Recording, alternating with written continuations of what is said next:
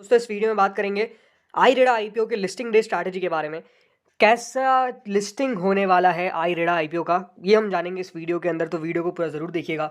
कितना मुनाफे होने की एक्सपेक्टेशंस है, जिनके पास नहीं आया है वो क्या आईरेडा को खरीदने के बारे में विचार कर सकते हैं, सब कुछ जानेंगे इस वीडियो के अंदर। तो वीडियो को देखिएगा पूरा ज़रूर। उससे पहले फ्रेंड्स, अभी तक अगर आपने चैनल को सब्सक्राइब नहीं किया है तो आप चैनल को सबसे पहले ज़रूर सब्सक्राइब भी कर लीजिएगा। सो फ्रेंड्स, IREDA यानी Indian renewable energy development agency का आईपीओ कल आपको बेसिकली बाजार में लिस्ट होता हुआ देखने को मिलेगा। 29 नवंबर वो डेट है जब आपको मार्केट में लिस्टिंग होती हुई नजर आएगी आईरेडा आईपीओ की। ज़रूर देखिए, एक सरकारी कंपनी और सरकारी कंपनी हाल फिलहाल में अगर आप देखेंगे तो बहुत ही ज़्यादा बढ़िया कर रही है। इसीलिए दोस्तों IREDA को लेकर सबसे जो प्लस पॉइंट ये निकल के आता है कि हाल फिलहाल में गवर्नमेंट कंपनीज का चलना, जिस तरीके से देखिए PSU स्टॉक्स चले हैं, नो डाउट एक बहुत ही ज़्यादा अट्रैक्शन उनके द्वारा गेन किया गया है, जो अपने आप में एक सबसे बड़ा प्लस पॉइंट इस कंपनी के लिए आता है। देखिए, सबसे लोग थोड़ी सी बेसिक इन्फॉर्मेशन समझ लेते हैं।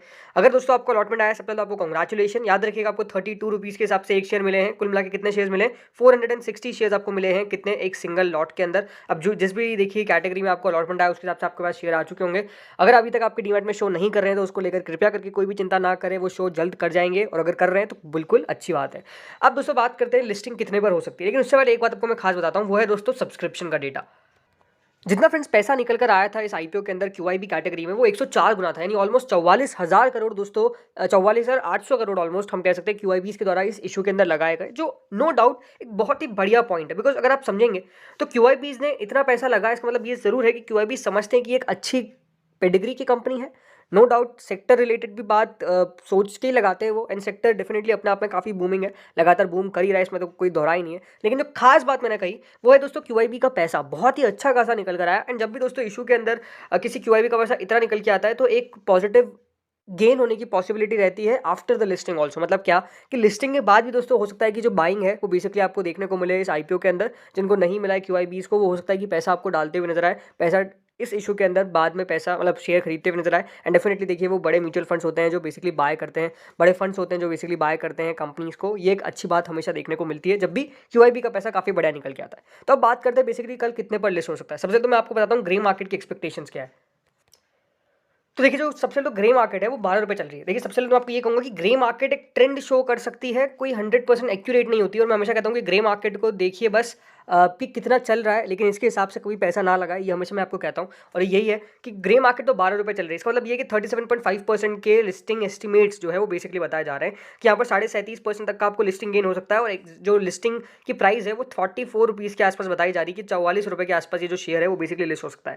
देखिए, खास बात क्या है इस आईपीओ की, जो ग्रे मार्केट अभी ट्रेड कर रही है 12 रुपये, यही अभी तक इसका हाई भी लगा है। मतलब 12.75 कई जगह पे बताई जा रही है, बट मैं मेनली 12 रुपये मान के चलूंगा। बिकॉज जिस वेबसाइट पे मैं देख रहा हूँ वहाँ पर 12 ही दिखा रही है। हो सकता है कि कई जगह पे 13 रुपये भी ट्रेड कर रही हो, तो वो अलग अलग सिचुएशन है। बट ओवरऑल मैं आपको ये कह रहा हूँ कि 12 रुपये के आसपास हम मान के चल सकते हैं कि इसकी करंट ग्रे मार्केट है। इसका मतलब क्या है कि जो 32 रुपये का शेयर है वो आपको 44 रुपीज़ पे लिस्ट होता हुआ देखने को मिलेगा, यानी ऑलमोस्ट 12 रुपये प्रति शेयर का आपको गेन दिखा रहा है ग्रे मार्केट। और इसके साथ जो प्रॉफिट का ऑलमोस्ट आंकड़ा निकल के आता है वो है फ्रेंड्स करीबन 5,520 रुपये पर लॉट।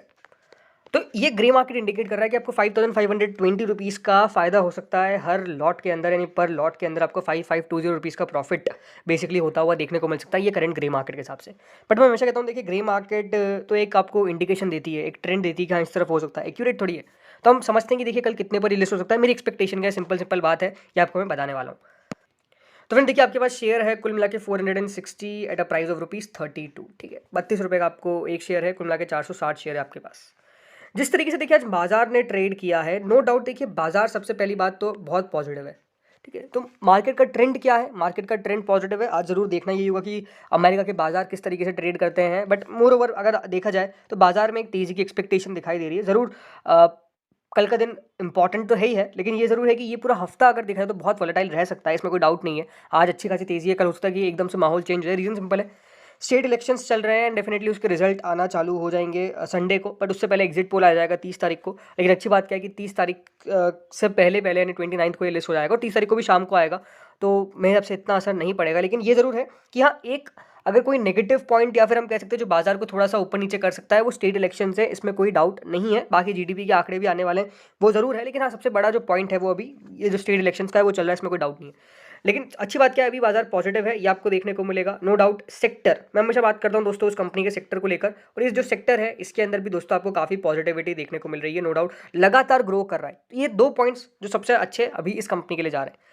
तो नेगेटिव पॉइंट ऐसा कोई खास आपको देखने को मिलेगा नहीं। तो मेरे हिसाब से लिस्टिंग कितने पर होगी, देखिए मेरे हिसाब से जो रेंज कल जिस पे ये लिस्ट होने वाला है वो ऑलमोस्ट रहने वाली है अराउंड 42 टू 48। जी हाँ, ज़्यादा बड़ी रेंज बता रहा हूँ मैं, लेकिन 42 टू 48 की एक्सपेक्टेशंस मैं करके चल रहा हूँ। उसके पीछे का रीज़न है, देखिए उसके पीछे का सिंपल रीज़न क्या है वो भी आपको मैं क्लियर कर देता हूँ, क्योंकि ज़रूर यहाँ पे 42 टू 48 मैंने आपको लिख के बताया, लेकिन इसके पीछे का कारण क्या है चलिए ये हम बात करते हैं।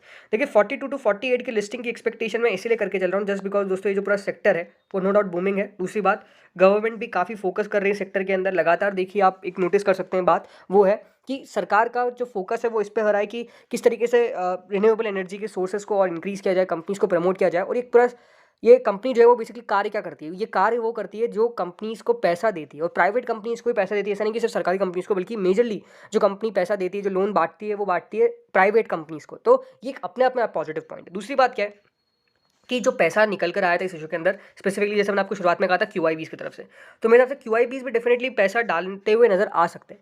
48 में बता रहा हूँ कि हाईएस्ट टू हाईएस्ट 48 से ऊपर लिस्ट नहीं होगा ये किसी भी हाल में, और लोएस्ट टू लोएस्ट मेरे हिसाब से 42 से नीचे लिस्टिंग नहीं होनी चाहिए। एक राउंड ऑफ हम 40 रुपये का लेवल ले सकते हैं, बट मेरे हिसाब से वो भी नहीं होगा, 42 से नीचे लिस्टिंग नहीं होगी। हाँ, ये कि कल का बाजार किस तरह से ट्रेड करता है ये एक इंपॉर्टेंट चीज़ है, बट स्टिल इसलिए जो मैंने रेंज बताई है वो 42 टू 48 बताइए कि इस हिसाब से ये लिस्ट होने वाला है। इसके हिसाब से यानी जो प्रॉफिट होगा, देखिए 42 रुपीज़ पे आपको प्रॉफिट होगा 4,600 रुपये का, और 48 पे होगा 7,360 रुपये का।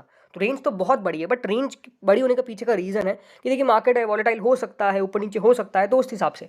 लेकिन जैसे मैंने कहा कि 48 से ऊपर की लिस्टिंग की एक्सपेक्टेशंस नहीं कर रहा हूँ। हो सकता है कि देखिए फॉलो अप बाइंग आए, लेकिन मैं आपको यही कहूँगा कि आपको वेट एंड वॉच करना चाहिए, स्टॉक पे कूदना नहीं चाहिए।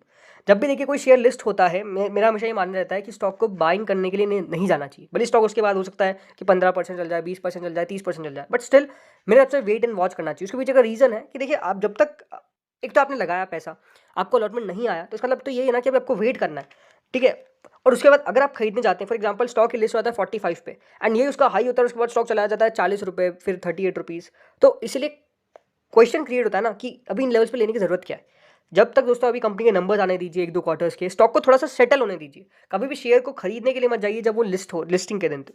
हो सकता है कि जैसे मैंने कहा आपको उसके बाद ये बहुत ऊपर जाए, बहुत तेज़ी दिखाए, but still wait and watch करना चाहिए। हाँ, जिनके पास आया है, अगर आप मुझसे पूछते हैं तो ये एक अच्छी कंपनी है, लॉन्ग टर्म के हिसाब से रखा जा सकता है। बट अगर आपने सिर्फ प्रॉफिट के लिए IPO में लगाया था तो बिल्कुल प्रॉफिट बुक करने में कोई दिक्कत वाली बात नहीं है। अगेन ये आपका खुद का लुकआउट है कि आपको क्या करना है, कोई रिकमेंडेशन नहीं है मेरी, एंड मैं कोई रिकमेंडेशन देता भी नहीं हूँ। बट मेरे हिसाब से अगर आप मुझसे पूछते तो मैं डेफिनेटली इसको बाइंग करने के लिए नहीं जाता अगर मेरे को IPO नहीं लगाया तो ये बात इंपॉर्टेंट है जो आपको मैं बता रहा हूँ। तो होपफुली आपको समझ में आया होगा कि 42 से 48 रुपीज़ के बीच में लिस्टिंग देगा, एंड उस हिसाब से दोस्तों जो 4,600 से 7,360 रुपये का मुनाफा जो है वो बेसिकली आपको पर लॉट हो सकता है। एंड डेफिनेटली अगर स्टॉप लॉस की मैं बात करता हूँ तो मेरे स्टॉप लॉस का सिंपल देखिए नज़रिया है, स्टॉप लॉस लगा के चलना है आपको। जो भी आपका शेयर, जो भी वैल्यू है, यानी जो भी इसका हाई लगता है, फॉर एग्जांपल 46 का हाई लगता है तो उसका 5% का स्टॉप लॉस लगा के चलिए।